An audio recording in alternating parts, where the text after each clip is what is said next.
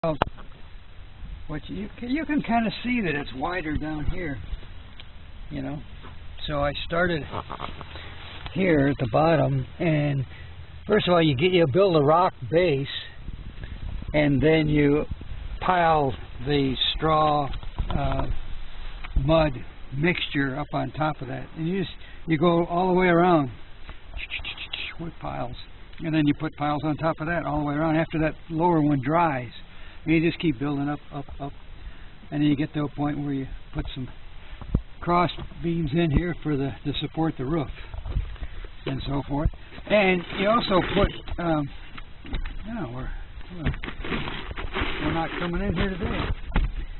Anyway, you put wood into the mud and pack the mud around the wood, like right here, for your door frame,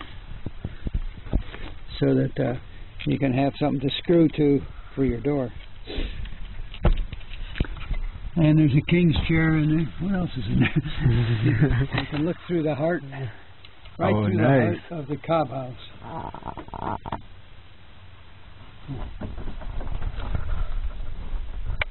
Well, I put various things in there. I put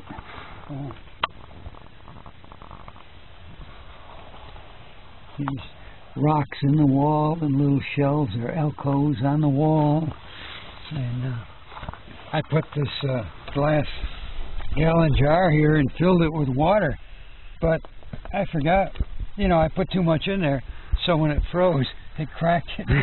It all leaked out. And then I got a jail thing here,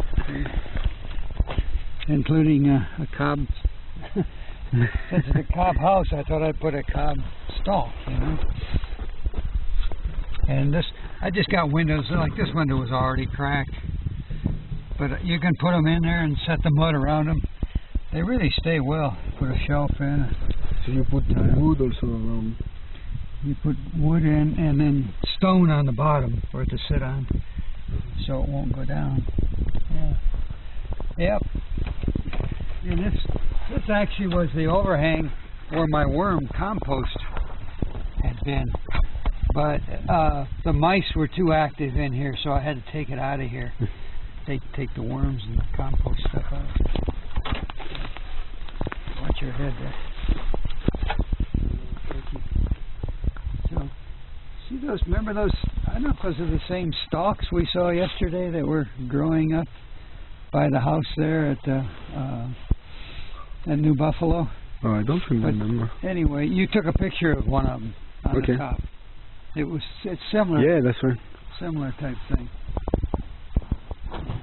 And so you put mud and straw and what else you? Water. Water? Yeah. The mud or the dirt has a consistency. What you have to do is hold it, get it wet, and push it together like this, and then let go of it and see how it holds.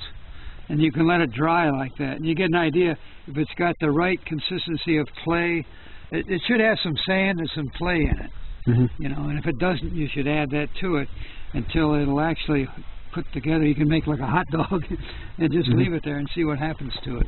Okay.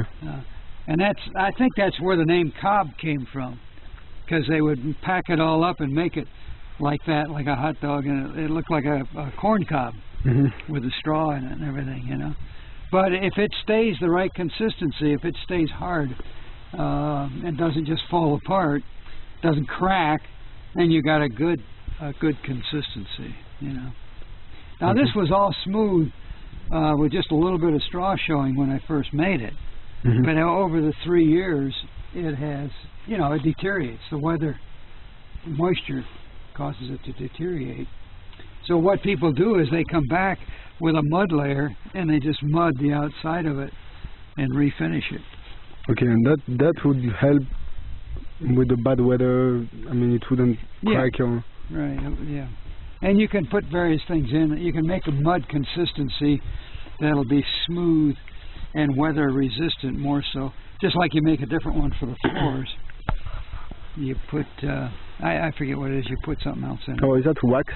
You put a bit of wax? Kind of like that, yeah. It's a substance which comes out like, it looks almost like it's been waxed in the floor.